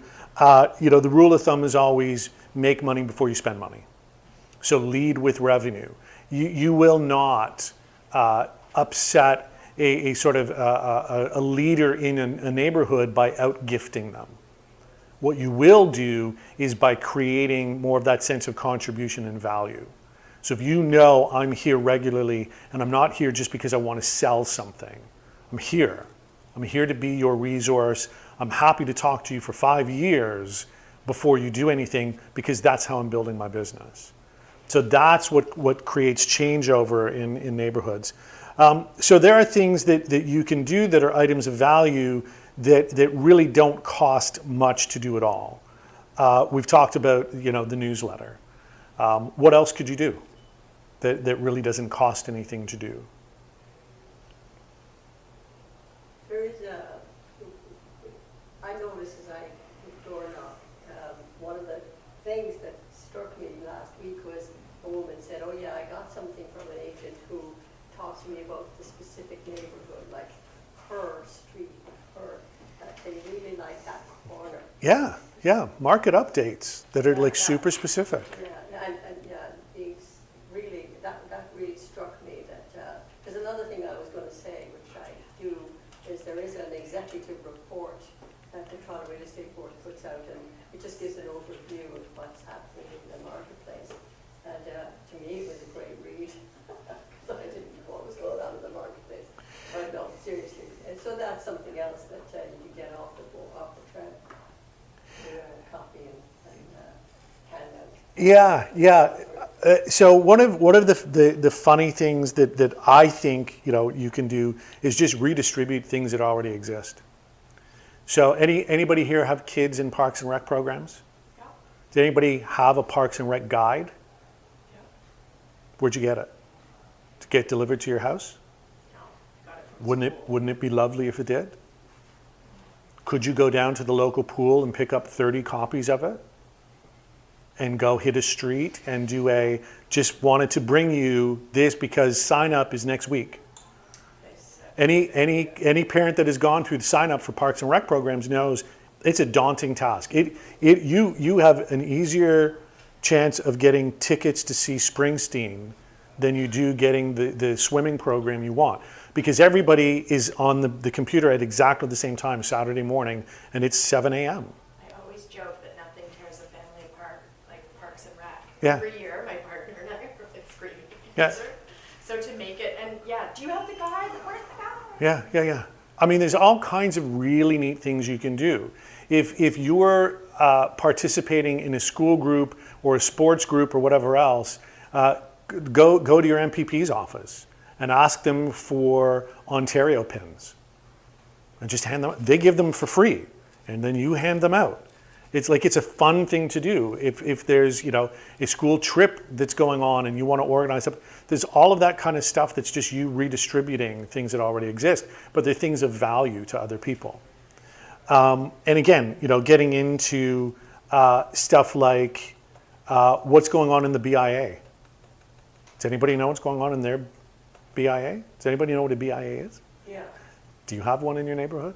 Yeah, I'm actually helping organize one just for this very reason, because we really need help in Davenport. So, but my question is, so with the Ontario pins or anything like that, are you putting your card out or anything with it, or just? Sure, why not? Yeah. You could. Yeah. There's any number of different things you can do. So again, you come up with a list of those, even if you brainstorm with 2 or 3 other agents and say, so we're on totally different parts of the city, but I don't know, 33 seems daunting to me. So could we kind of, sit down and come up with some things that make sense? And could we come up with some things in terms of leaving something of value that, isn't going to be super expensive? I bet you come up with a ton of different activities. Staying top of mind, really, that's what all of this comes back to, right? The whole point of doing all of this is that you want somebody to, whether they're thinking of themselves, thinking of somebody that they know, thinking of a neighbor, you want them to go, oh, Carmel, that's the person. If you're hearing this, I know somebody and you need to talk to her. So coming up with something that you can do from your own database spreadsheet. Can you think of a sort of a 33 touch program that would keep you top of mind? I'll give you 5 minutes to work that out on a piece of paper.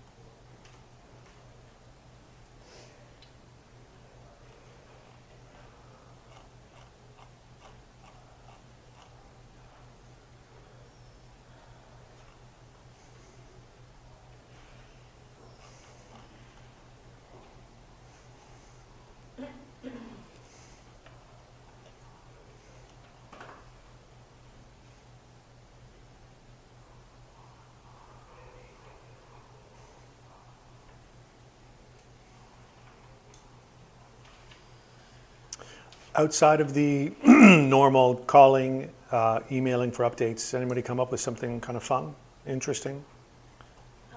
Our school, within a block of each other, there's a regular French immersion and a full French school, and they have the Ontario Francophones have like their own little pool Fleur de Lis in. So I'm gonna see if I can find some of those and distribute them because there's like hundreds of Franco-Ontarian families in the neighborhood. Cool. Cool. Anybody else come up with anything? Running 2 type of community sort of events, whether it's like a neighborhood party or how we do the Teal Pumpkin Project, or this coming year the kids love the caterpillars that turned into butterflies. We were gonna hand those out, so things like that. It's actually good. My partner works at David Suzuki Foundation, so I get free milkweed, and our neighborhood's become a real pathway for pollinators, so I should get some milkweed. Yeah, I mean, there's all kinds of really cool things you can do that, again, they come from that sense of contribution. So what are you doing in your neighborhood? What are you doing in your farm? What are you doing amongst a certain category of clients that you have in your database that demonstrates that you are really, you're there. You're going to be their expert and their consultant for, ages and ages. I think anything that you can do that brings kids in. I mean, John, the ability you have to even organize a pickup softball game somewhere for kids that don't normally get out and do things. I mean, there's all kinds of things that you've got that nobody else in your area has that skill set for. So to be able to pull together take what you do with KW and say, there are any schools that would be interested in doing like a Saturday round robin softball thing for kids who have never played softball before. I mean, there's all kinds of stuff that you can pull from your own natural abilities and do, and nobody else can duplicate that. It's a unique value. Looking at really, if there was one piece of this whole session that I would photocopy and put up on my desk, it's this. So page 34, because we keep forgetting what we're supposed to do. So literally, as soon as you meet someone new, you've got a 5-step action plan. Get their contact info, add them to the database, follow up with a handwritten note, put them on an 8x8, follow the 8x8 with a 33. If it's there and in front of you, you will do it with everyone. And you won't have to worry about dropping the ball with someone. As soon as you get a referral, the same checklist, thank the referral source, send them a handwritten thank you note. Get the referrals contact info, add them to the database, call, classify, qualify. If they're hot, get an appointment. When can we meet? Don't let them out of it. And again, you're putting them on the touch campaigns. If you do this as a reflex, you will find that every time you talk to somebody in your head, you're going, right, so put them in the database, get the contact info, put them on a plan. I now don't have to worry about dropping that ball. There's so many agents that talk about getting things, pulled together and feeling like everything's happening, and then they realize that they haven't got back to somebody and they didn't call someone with the answer to their question, and they didn't. It's because they're not taking the time ahead to take that deep breath and say, what do I have to do? So get their data, put them on a plan, follow up. It's that simple. So put this up beside your desk, and every time you get off the phone, you're going to look and go, right, I have to put them in and do what I need to do.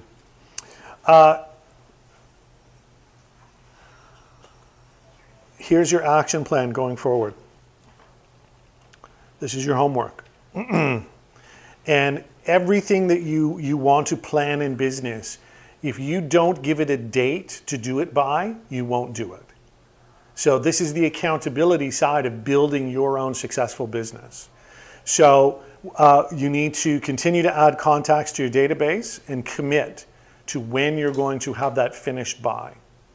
You need to create groups in your eEdge database or whatever database you're using for organizations. When are you going to do that by?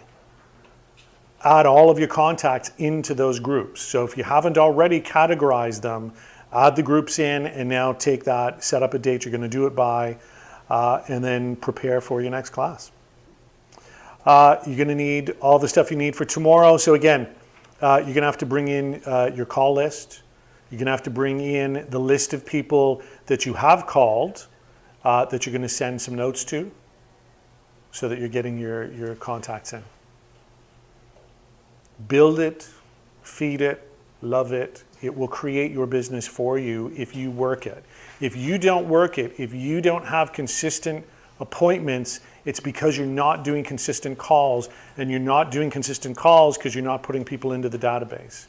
It might be the most boring part of what we do, but it is the most critical. And if you let that database die, I guarantee you your business will die, and you'll wonder and you'll make excuses, and it'll be that you made a mistake and the market's changed or whatever. I guarantee you, if you go the other way and say, I have to. I don't have to like it. Doug out in the Advantage office has a sign up above his computer that says, because I have to. He gets up every morning and looks at it because that's when he scheduled his calls, and it just says, because I have to. I don't have to like it, but I have to do it. So build it, get the categories so that you can do targeted marketing campaigns, put your touch programs together, put every single person in your database on one of those touch programs. And you will find that you get back in contact and you'll get back in relationship and the business will come from it. Otherwise, you're hoping and you're wishing for luck and can't build a consistent business plan on luck. Right? It's got to be intentional. Any other questions? Had enough? Okay, database probably second only to cold calling in excitement level. So you've done the training for it, so stand up. Stand up. I trained, I did it, reached for the sky, shake it off. Okay, it's database, it wasn't super fun, but it's necessary. And now you've got the rest of your day to do some of the other fun stuff. Okay, thanks guys.